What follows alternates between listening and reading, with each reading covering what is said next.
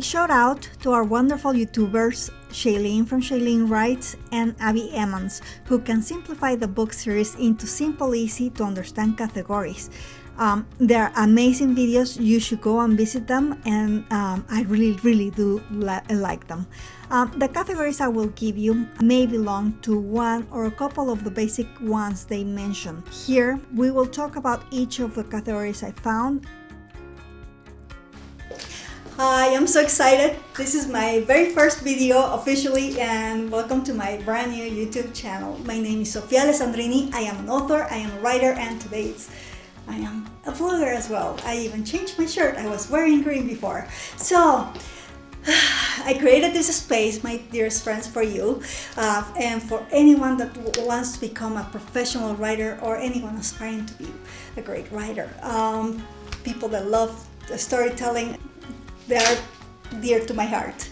When you get a new idea, of course, it's difficult to decide if your book will be a standalone, a trilogy, or a mega series. I am sure many of us have decided at one point to write a book series, or perhaps didn't plan to make one.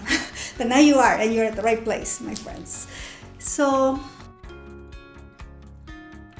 planning is essential, my friends. If you don't plan, you will create plot holes and you'll have angry readers. And that is officially the worst thing ever. Therefore, I'm here. Changing your mind halfway through your writing and your book is not impossible, but it can certainly open a can of worms. So to avoid those plot holes that we talk about and those angry readers, you must decide what type of book or book series you will write from the very beginning. And so you focus on not in the recreating a structure, but in the story itself. So is your story arc too big or too long for one book, or will it be fleshed over multiple books, or is it self-contained with episodic stories that resolve by the end of the book and follow the same cast of characters? That is the question, to be or not to be.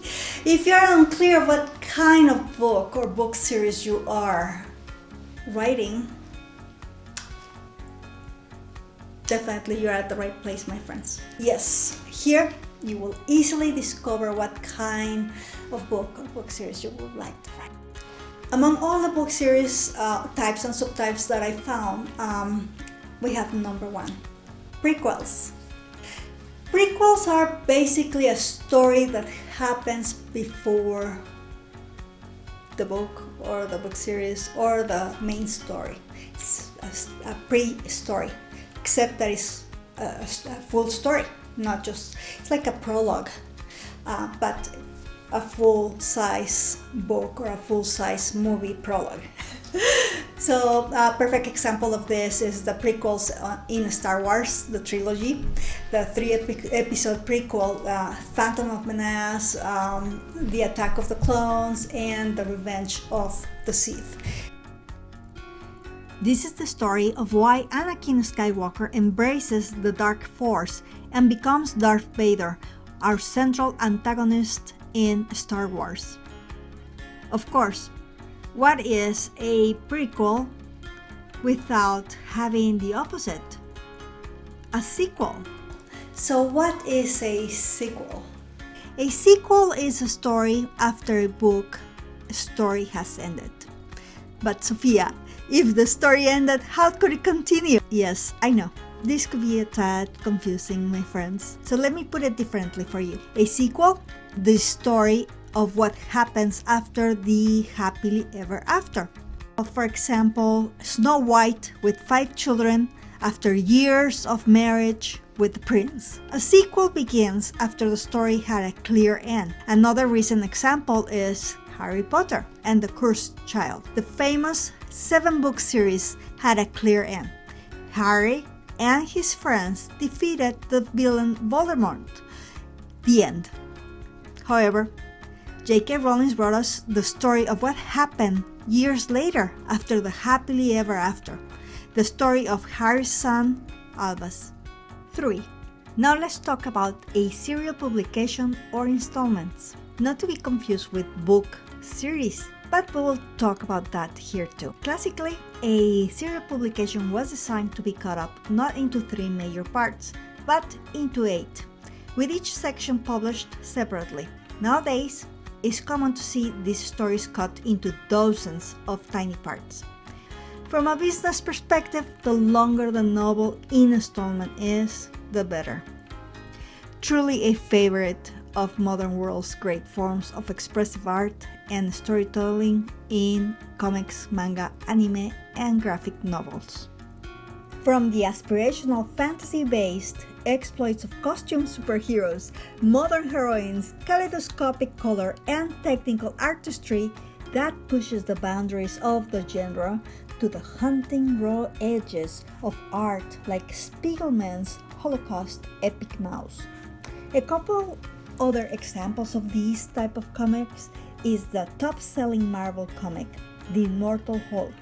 Seriously, the Hulk has been around for about 50 years, as many other comics as we all know. And if you are into Japanese manga like One Piece, with at least 1 million copies sold, the list never ends. But the world of graphic novels isn't exclusive to superheroes or dystopian future worlds. You can find cinematic storytelling jewels like They Call Us Enemy by George Takei, known to the cosmos as Star Trek's intrepid Mr. Zulu. He shows us a story of his first-hand imprisonment at various military camps in the 1940s during his childhood. That kind of content on its own is powerful enough to carry a good story, but put into a structured script for an all-ages graphic novel, my god, it is riveting, educational, and all too relevant. However, to write a serial publication, it is necessary to study its classic roots, and one must read The Three Musketeers, written by Alexandre Dumas in 1844. Yes, a real classic, and I highly recommend. A delicious adventure of a young man named D'Artagnan who travels to Paris seeking to join the Musketeer Guards. In The Three Musketeers, Dumas takes this 3-act structure and spans it. This is a common aspect of any romance. The story always seems to extend rather than developing an ending. In Dumas' case, this extension was perfectly suited to the demands of a serial publication. If you wish to know more about the Three Musketeers, I highly recommend the amusing YouTube video of Dominic Noble, The Three Musketeers, Lost in Adaptation. He does a superb job of analyzing the stories, and I will post the link in the description below. Number 4. Of course, we can complicate our lives and write a story that we call an interquel. We can do an interquel. Yes, an interquel story is a story that acts as a bridge between two stories.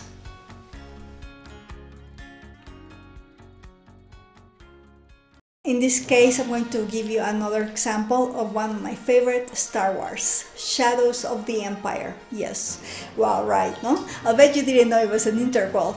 The original idea was to create a story set between the movies The Empire Strikes Back and The Return of the Jedi. So they created the interquel. The venture was so successful that it paved for the making of the Star Wars trilogy special edition in the following year, and the later releases, of course, later of the Star Wars prequel trilogy that we spoke previously. Number 5. Spinning. Woo! Well, let's talk about spin-off. Yes, what a spin-off is. A spin-off is basically a new story based on a viewpoint, plot, or theme. derived from the original storyline that shifts into a new book or a book series. And let me make a quick note here. A spin-off is not a sequel or a retelling or an interquel. It's very, very different. So we have many TV shows that are spin-offs from other shows, such as The Next Generation, Deep Space Nine, Voyager, Enterprise, and all those are spin-offs of the Star Trek original series. Then I can give you another example. We have Angel, it's a spin-off of Buffy the Vampire Slayer. Torchwood is a spin-off of Doctor Who. Agent Carter is the spin-off of Marvel's Agents of S.H.I.E.L.D. And Legends of Tomorrow is a spin-off of DC's Arrow. Or Legacy is another spin-off of Vampire Diaries and the originals. A simple book example, The Short Life of Bri Tanner by Stephanie Meyer, which is a spin-off novella in the Twilight series. It tells the story of a newborn vampire, Bri Tanner, who is, by the way, featured on the third book of the series Eclipse.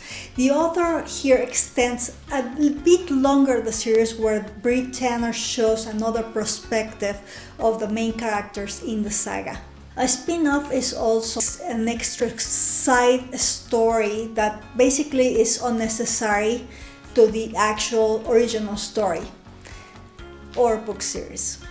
Many authors have written spin-offs or classic novels like Pride and Prejudice, Jane Eyre, Sherlock Holmes, and many others. So now you have an idea of the great potential a spin-off has. So wow, you made it this far, my friends, yay! Just remember, most book series do not fit in just one category or another, and that, my friends, is very good news. The writing universe is an unlimited potential to explore. So, what will you write next? What type of series are you thinking to write? Is it a hybrid? Let me know in the comments below. I know this is a subject very close to our hearts. And please, please do not forget to click that bell so you don't miss my next video, part number 2 of Types and Subtypes of Book Series. Like and subscribe to my channel now if you haven't already done so. And seriously, it makes a difference and helps me to continue delivering this amazing kind of content. You may also follow me on Instagram, Facebook, Twitter, Tumblr, Goodreads, and Amazon. Links posted here below. Book number 1 of my book series Legends of Astria is available now on Amazon. Go buy it. Ciao!